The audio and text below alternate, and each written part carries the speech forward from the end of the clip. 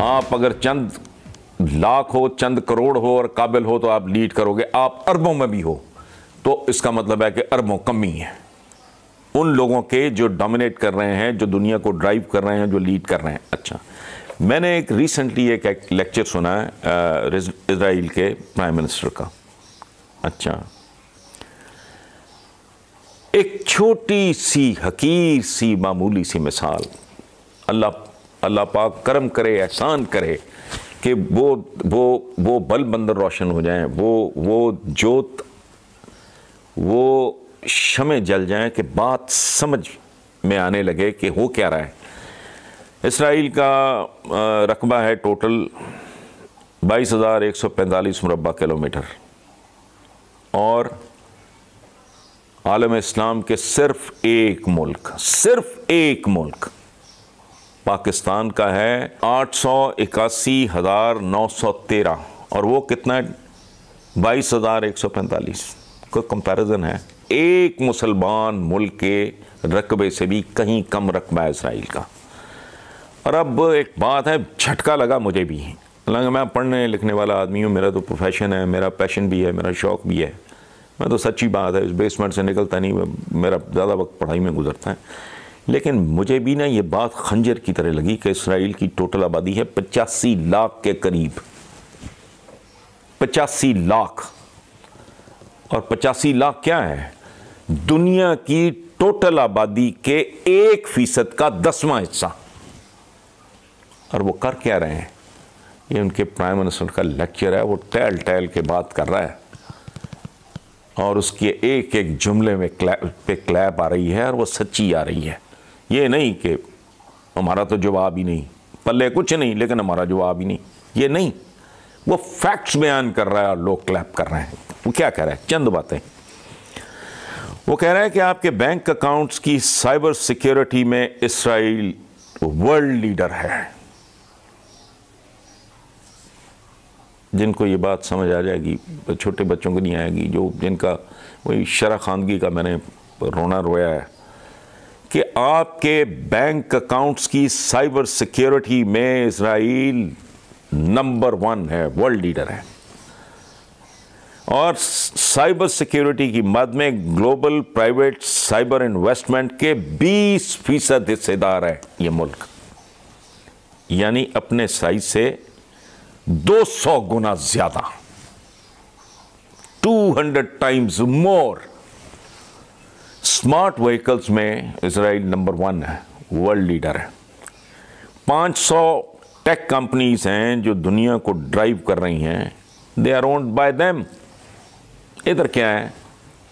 Under invoicing कर लो, over invoicing कर लो, एसआरओस change कर दो, ये शुगर में, व्हीट में सब्सिडीज खा लो।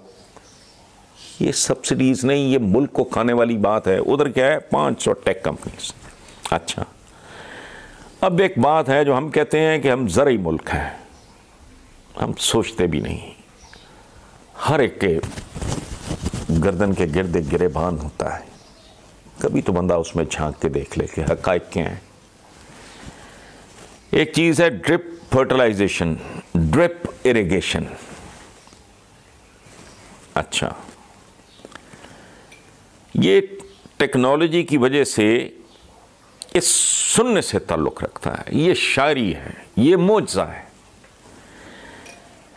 कि पानी की एक एक बूंद, मैं क्या अर्ज़ कर रहा हूँ, पानी की एक एक बूंद और खाद का एक एक ज़र्रा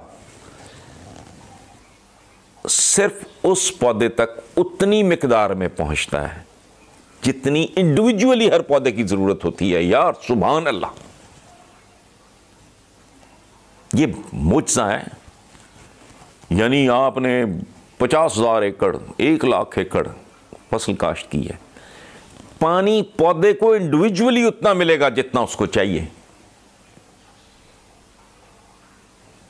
यहां पे कमाल बात है। और खाद उतनी उसे मिलेगी जितनी हर पौधे को अलग-अलग, मतलब अगर 50 करोड़ पौधा है तो 50 करोड़ की उस तकसीम उसकी रिक्वायरमेंट के मुताबिक। यानी अच्छा, कहता क्या है कि हाल उनके वो प्राइम मिनिस्टर कहता है कि हमारे पास पानी की कोई कमी नहीं है, कतन किसी तरह की, जैसे हमारे यहाँ तो बहुत, हम तो डेंजर जोन में दाखिल हो चुके हैं एज अ नेशन, लेकिन फिर भी वो कहता है कि हम 90% वेस्ट वाटर को रिसाइकिल करके फिर उसको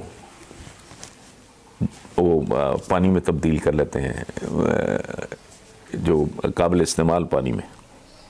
सो वो खुद कहता है कि ये सारा इनोवेशन और एंटरप्रेन्योरशिप के स्पार्क की वजह से हमारे अंदर क्या मर गया है, किस बात की कमी है।